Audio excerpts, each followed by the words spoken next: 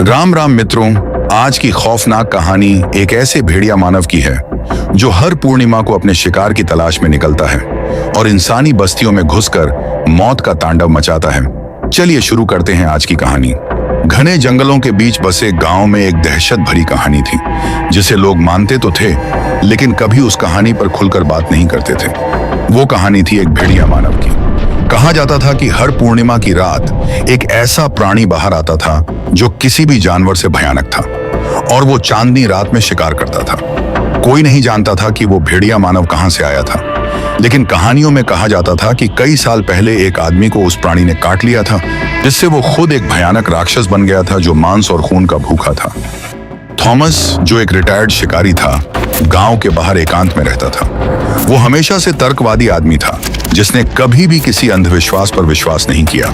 लेकिन जब आसपास के इलाकों से गायब होते जानवरों और घायल पशुओं की खबरें आने लगीं और फिर एक छोटी लड़की के रहस्यमय तरीके से लापता होने की बात सामने आई, तो थॉमस ने इन घटनाओं को नजरअंदाज नहीं किया। एक शाम जब पूर्णिमा का चांद आसमान में अपनी भयानक रोशनी बिखेर रहा था, थॉमस ने जंगल में जाने का फैसला किया। अपने भरोसेमंद राइफल और दृढ़ आत्मविश्वास के साथ उसने उस शिकारी जीव का सामना करने का मन बना लिया जो गांव वालों और उनके पालतू जानवरों को बड़ी बेरहमी से मार रहा था। जंगल के अंदर गहराई में जाते हुए हवा में एक अजीब मनहूसियत थी। हर टूटी हुई टहनी की आवाज और पत्तियों की सरसराहट पूरे जंगल में गूंज रही थी, जो उसके शरीर में कपकपी पैदा करती। जंगल में घूमते घूमते कई घंटे बीत गए और जब थॉमस वापस लौटने का विचार कर रहा था, तभी उसने सुनी एक गहरी गूंजती हुई गर्जना जो अंधेरे से आती हुई प्रतीत हो रही थी। उसका दिल जोर जोर से धड़कने लगा। उसने धीरे धीरे उस दिशा में देखा जहां से आवाज आ रही थी। तभी अंधेरे से एक ऐसा प्राणी उभरा जिसे देखकर कोई भी कांप उठता। वो एक भयानक जीव था, दो पैरों पर खड़ा, मोटे बालों से ढका हुआ, चमकती पीली आंखें और तेज नुकीले दांतों के साथ, जो खून के प्यासे थे। वो भेड़िया मानव। थॉमस ने अपनी राइफल उठाई, लेकिन उसके हाथ कांप रहे थे। उसने ऐसा कुछ पहले कभी नहीं देखा था। भेड़िया मानव जोर से दहाड़ा और भयानक गति से उसकी ओर दौड़ा। थॉमस ने घबराकर ट्रिगर दबा दिया, लेकिन गोली ने उस पर कोई खास असर नहीं किया। भेड़िया मानव दर्द से चीखा, लेकिन वो नहीं गिरा। वो और भी अधिक गुस्से में आ गया। बेतहाशा कोशिश करने के बाद थॉमस पीछे हटने लगा, यह समझते हुए कि इस प्राणी के आगे साधारण हथियार बेकार हैं और अब उसकी मौत निश्चित है। तभी उसे याद आया कि कहानियों में केवल एक ही चीज के बारे में बताया गया था जो भेड़िया मानव को मार सकती थी, चांदी की गोली। लेकिन थॉमस के पास ऐसी कोई गोली नहीं थी। फिर उसे अपने गले में लटका पुराना ताबीज दिखा, एक पारिवारिक विरासत जिसके बारे में कहा जाता था कि वो शुद्ध चांदी का बना हुआ है। कोई और रास्ता न देखते हुए थॉमस ने ताबीज को अपनी गर्दन से निकालकर राइफल में लोड किया और भगवान से प्रार्थना की। जब भेड़िया मानव उस पर झपटा तो उसने आखिरी बार गोली चलाई। गोली, जो अब चांदी की बनी हुई थी, सीधे भेड़िया मानव के दिल में धंस गई। भेड़िया मानव ने एक भयानक चीख मारी और जमीन पर गिर गया। उसका शरीर दर्द से तड़पने लगा। थॉमस की आंखों के सामने वो जीव बदलने लगा। उसके बाल गायब होने लगे और उसका भयानक रूप छोटा होता गया, जब तक कि वहां एक इंसान की लाश नहीं पड़ी थी। एक आदमी जिसे थॉमस ने पहचान लिया, वो गांव का लोहार था। गिल्ट और डर ने थॉमस को घेर लिया।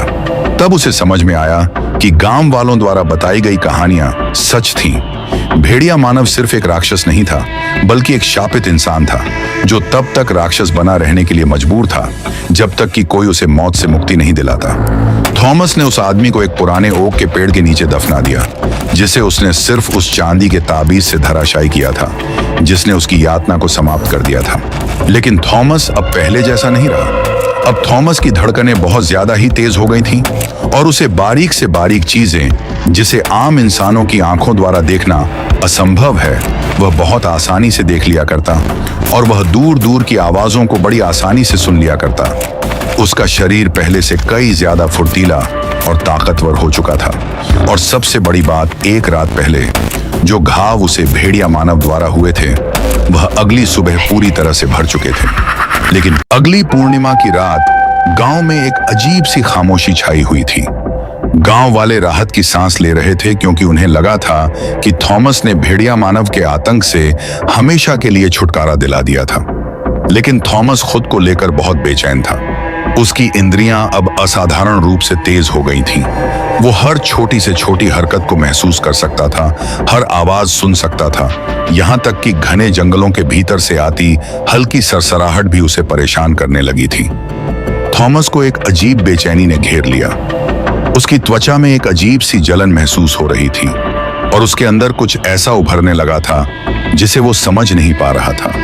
जैसे जैसे रात बढ़ी, उसकी आंखें हल्की पीली चमकने लगीं, उसके नाखून धीरे धीरे नुकीले होते जा रहे थे और उसे अपने शरीर में एक असाधारण भयानक ताकत का प्रवाह महसूस हो रहा था। तभी उसे गांव के दक्षिण की ओर से किसी के चीखने की आवाज सुनाई दी। थॉमस अपनी असाधारण गति के साथ उस दिशा में दौड़ पड़ा। गांव के किनारे पर पहुंचकर उसने देखा कि वहां एक चरवाहा अपने घायल पशु के पास बैठा था। पशु के शरीर पर गहरी चोट के निशान थे और वहां से ताजा ताजा खून बह रहा था। यह देखकर थॉमस की जीभ लपलपाने लगी। अचानक उसका शरीर उसके काबू से बाहर हो गया और थॉमस एक भेड़िया मानव के रूप में बदल गया और उन दोनों पर टूट पड़ा। उसने कुछ ही क्षण में उन दोनों के चिथड़े उड़ाकर रख दिए और उन्हें मारकर खा गया। फिर थोड़ी देर बाद जैसे ही थॉमस इंसानी रूप में आया, तब थॉमस का दिल तेजी से धड़कने लगा। उसे समझ में आ गया था कि भले ही उसने उस भेड़िया मानव को मार दिया था, लेकिन वो शाप अभी खत्म नहीं हुआ था। उस रात भेड़िया मानव की मौत के बाद शाप अब उसके अंदर बस चुका था। वो खुद इस भयानक राक्षस का हिस्सा बन चुका था। कुछ दिनों बाद जब अगली पूर्णिमा आई, तब घबराहट और डर से भरा हुआ थॉमस जंगल की तरफ भागा, लेकिन इस बार वो किसी शिकारी के तौर पर नहीं जा रहा था, बल्कि खुद को रोकने के लिए। उसे पता था कि अगर उसने अपनी इंसानियत को काबू में नहीं रखा तो वो भी उसी भयानक राक्षस में बदल जाएगा। जंगल की गहराइयों में जाते हुए उसकी सांसें तेज हो गईं। उसके शरीर में एक अजीब सी ज्वाला भड़कने लगी, जैसे कि कोई अंदर से उसे फाड़ने की कोशिश कर रहा हो। चांदनी अब और भी भयानक लगने लगी थी। तभी अचानक थॉमस जमीन पर गिर पड़ा। उसके हाथ और पैर दर्द से कांपने लगे। उसकी हड्डियां टूटने लगीं और फिर से जुड़ने लगीं। उसका चेहरा विकृत हो रहा था। वो अब इंसान से एक भयानक भेड़िया मानव में बदल रहा था। थॉमस ने अपनी आखिरी कोशिश की कि वो अपने होश में रहे, लेकिन वो शापित बदलाव उसे पूरी तरह से अपने कब्जे में ले चुका था। उसकी आंखें अब पीली हो चुकी थीं, दांत नुकीले और खून के प्यासे हो चुके थे। वो अब उसी प्राणी में बदल चुका था जिसे उसने मारा था। उस रात जंगल में एक बार फिर से वो गर्जना गूंजी, जिसने गांव के लोगों को कंपकंपी से भर दिया। गांव के कुछ लोगों ने उसे जंगल में दौड़ते देखा, एक भयानक बालों से ढका जीव जो भेड़िया मानव से कम नहीं था। गांव के जानवर और इंसान फिर से गायब होने लगे थे, लेकिन थॉमस अब वो शिकारी नहीं रहा जो भेड़िया मानव से लड़ने गया था। अब वो खुद उस शाप का वाहक बन गया था। गांव के बुजुर्गों ने यह बात महसूस कर ली थी।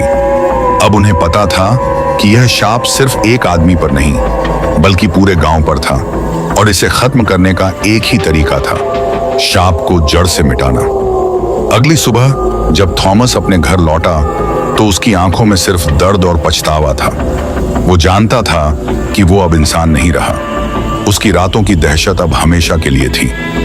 तभी उसे गांव वालों से पिछली रात में हुई घटनाओं के बारे में पता लगा, जिसमें उस भेड़िया मानव द्वारा 7 लोगों और 4 भैंसों को मौत के घाट उतार डाला था, जिसे सुनकर थॉमस एक गहरी वेदना में चला गया।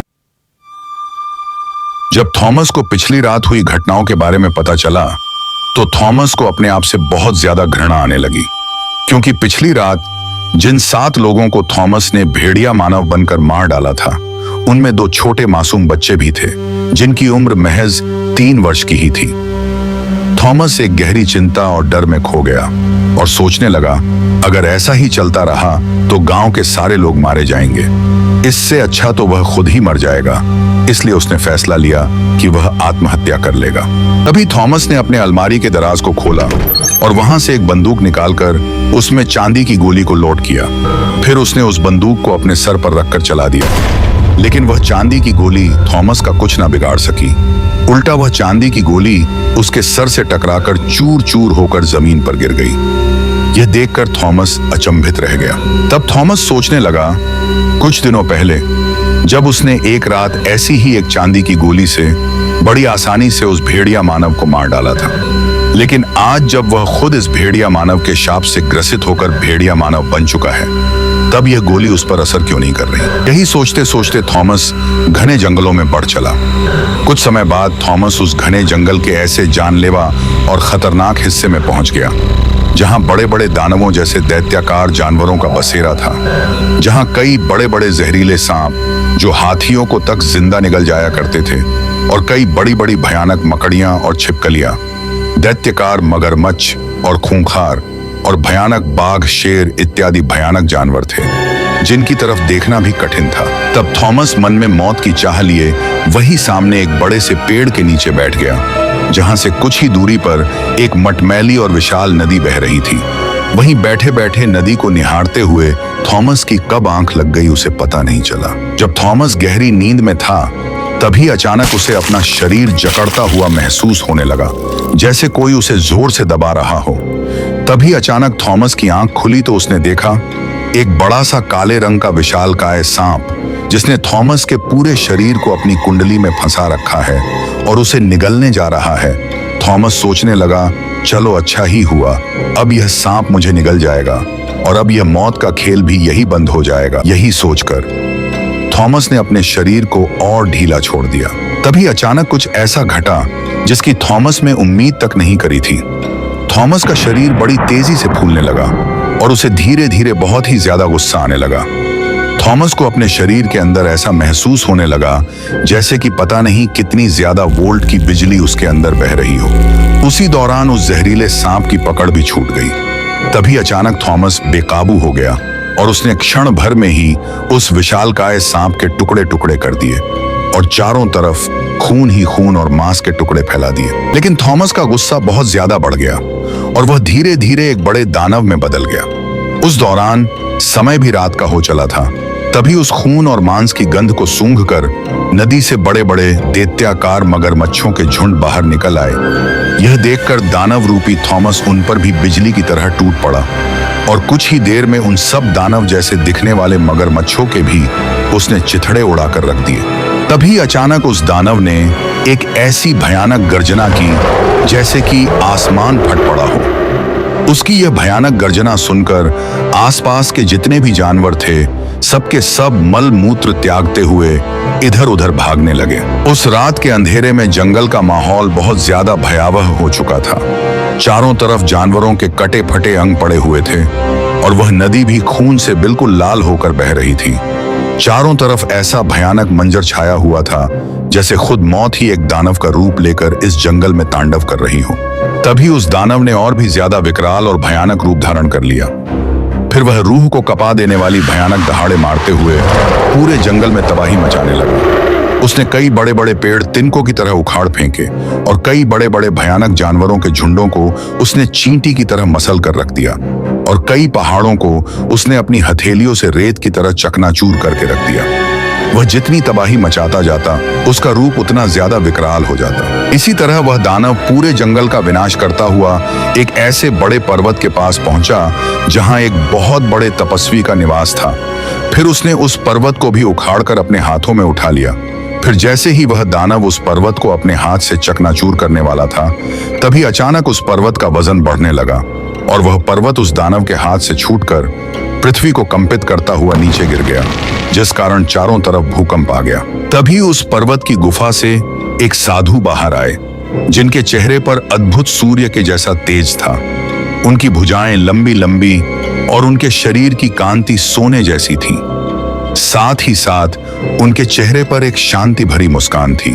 यह देखकर वह दानव गुस्से से भर गया और उन साधु की ओर झपट पड़ा। तभी अचानक उसका शरीर सिकुड़ने लगा और वह धीरे धीरे अपने असली रूप मतलब थॉमस के रूप में आ गया और बेहोश हो गया। कुछ क्षणों बाद थॉमस को जैसे ही होश आया तो उसने अपने सामने एक तेजस्वी साधु को पाया जो उसकी तरफ देखकर मुस्कुरा रहे थे। तब थॉमस ने उन साधु से पूछा, बाबा जी आप कौन हैं और मेरे साथ क्या हुआ, मैं यहाँ कैसे पहुंच गया? फिर वह साधु बिना कुछ बोले थॉमस के पास आए और उसके सर पर अपने हाथ का अंगूठा रख दिया। तब थॉमस को कुछ देर पहले हुई सारी घटनाओं के चित्र अपने सामने दिखने लगे और उसने डरते हुए बीच में ही आंखें खोल दी और वह उन साधु के चरणों में गिरकर रोते रोते कहने लगा, मुझे मार दीजिए, मुझे मार दीजिए। तब उन साधु ने थॉमस को अपने दोनों हाथों से उठाकर एक जगह बैठाया और उसे समझाते हुए कहा, बच्चा, शक्ति सिर्फ शक्ति होती है, अच्छी या बुरी नहीं। जैसे अग्नि संतुलित अवस्था में हो तो प्राण पोषण करती है, अगर असंतुलित हो जाए तो गांव के गांव जलाकर राख कर देती है। उसी तरह से यह शक्ति भी है। अगर तुम इसे संतुलित कर पाओ तो यह शक्ति एक वरदान साबित हो सकती है, अगर ना कर पाओ तो विनाशकारी अग्नि के रूप में सब कुछ भस्म कर सकती है। यह कहकर साधु बाबा चुप हो गए। फिर थॉमस बोला, हे गुरुदेव, क्या आप इसे संतुलित करने में मेरी सहायता करेंगे? साधु बाबा बोले, क्यों नहीं बच्चा। फिर थॉमस बोला, हे गुरुदेव, इससे पहले मेरे मन में कुछ सवाल है। बाबा बोले, पूछो बच्चा। थॉमस ने कहा, गुरुदेव, जब यह शाप किसी और व्यक्ति पर था तब मैंने उसे चांदी की गोली द्वारा मार डाला था, लेकिन जब आज यह शाप खुद मुझ पर है तो वह चांदी की गोली मुझ पर काम क्यों नहीं कर पाई? साधु बाबा ने हंसते हुए जवाब दिया, बच्चा, क्या तुम्हें लगता है इतनी विकराल और भयानक शक्ति एक छोटी सी चांदी की गोली द्वारा खत्म की जा सकती है? फिर साधु बाबा ने बताना शुरू किया, यह शक्ति कोई शाप नहीं बल्कि एक दैविक शक्ति है जो ऐसे इंसान का चुनाव करती है जो सबसे अलग हो, जिसकी आत्मा पवित्र हो और वह इस शक्ति को काबू कर सके। इस शक्ति ने खुद तुम्हारा चयन किया है। अगर ऐसा ना होता तो तुम कभी भी जंगल में उस भेड़िया मानव का शिकार करने ना जाते और ना कभी तुम्हारी और मेरी इस निर्जन वन में मुलाकात हो पाती। फिर साधु बाबा दोबारा बोले, जिसे तुमने उस दिन भेड़िया मानव समझकर मारा था, वास्तव में वह एक छल था, न कि कोई इंसान। उस चांदी की गोली का काम सिर्फ इस शक्ति को तुम्हारे शरीर से जोड़ना था, क्योंकि वह ताबीज रूपी चांदी की गोली तुम्हारे पूर्वजों की विरासत के रूप में तुम्हारे शरीर से जुड़ी हुई थी। इतना कहकर साधु बाबा चुप हो गए और एक जगह जाकर ध्यानस्थ होकर बैठ गए। उस दिन के बाद थॉमस वही बाबा के साथ उनका शिष्य बनकर रहने लगा। फिर उसने बाबा से ध्यान, योग आदि विधियों को सीखा, जिससे वह इस शक्ति को काबू कर पाया। आज भी थॉमस इस जंगल में रहता है। क्या आप थॉमस की और भी कहानियां सुनना पसंद करेंगे? कमेंट में जवाब जरूर दीजिए। हमारी वीडियो देखने के लिए धन्यवाद।